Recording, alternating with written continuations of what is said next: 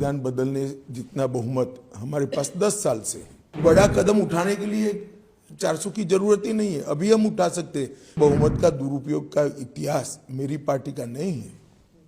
बहुमत के दुरुपयोग का इतिहास इंदिरा गांधी के समय में कांग्रेस ने किया था। 30 साल तक अस्थिर सरकारों का दर्द देश ने भी झेला है, देश के युवाओं ने झेला है।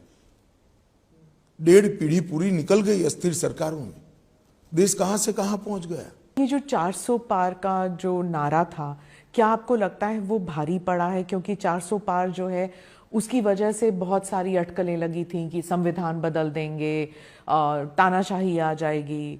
निश्चित रूप से नहीं। संविधान बदलने जितना बहुमत हमारे पास 10 साल से है। आप क्या मानती है कि राहुल बाबा एंड कंपनी बोलेगी और देश मान लेगा? देश ने ही हमें बहुमत दिया है। देश की जनता को मालूम है कि मोदी जी के पास 10 साल से संविधान बदलने के लिए पर्याप्त बहुमत है।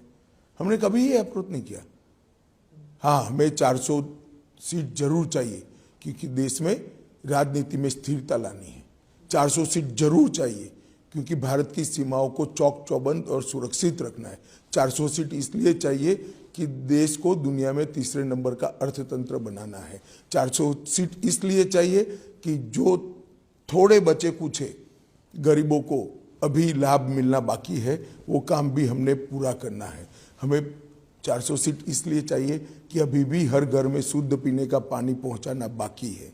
हमें 400 सीट इसलिए चाहिए कि इस देश के अंदर नेचुरल फार्मिंग के क्षेत्र में ढेर सारा काम करना बाकी है। 400 सीट इसलिए चाहिए कि हर 70 साल से ज़्यादा आयु वाले व्यक्ति को 5 लाख तक का मुफ्त इलाज हम देना चाहते हैं।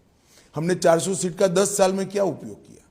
धारा 370 हटाई, ट्रिपल तलाक हटाया, राम मंदिर बना और कॉमन सिविल कोड यूसीसी लेकर हम आए।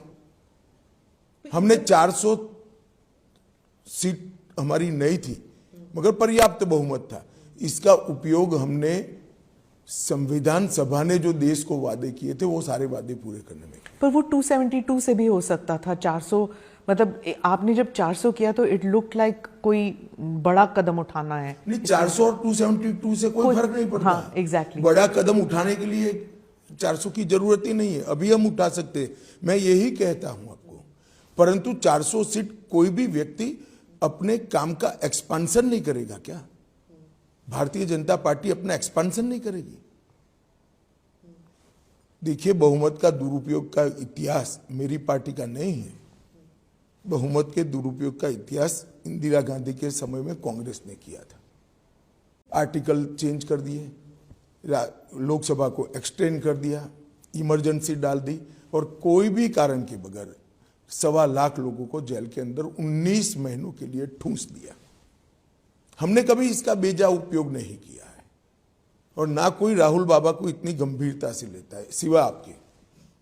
पर सिर्फ राहुल गांधी नहीं, अरविंद केजरीवाल ने भी कहा है, ममता बनर्जी भी कह रही हैं कि अगर 400 लेके आते हैं या भारी बहुमत से आप जीत के आते हैं तो भारी बहुमत तो सिर्फ बहाना है, तानाशाही तो पक्का है।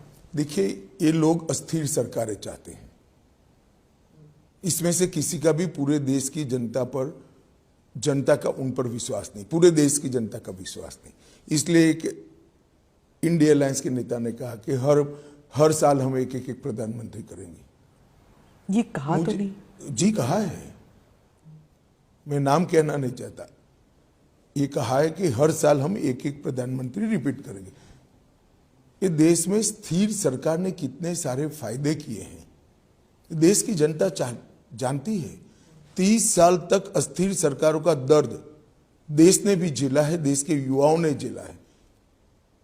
1.5 पीढ़ी पूरी निकल गई अस्थिर सरकारों में, देश कहां से कहां पहुंच गया।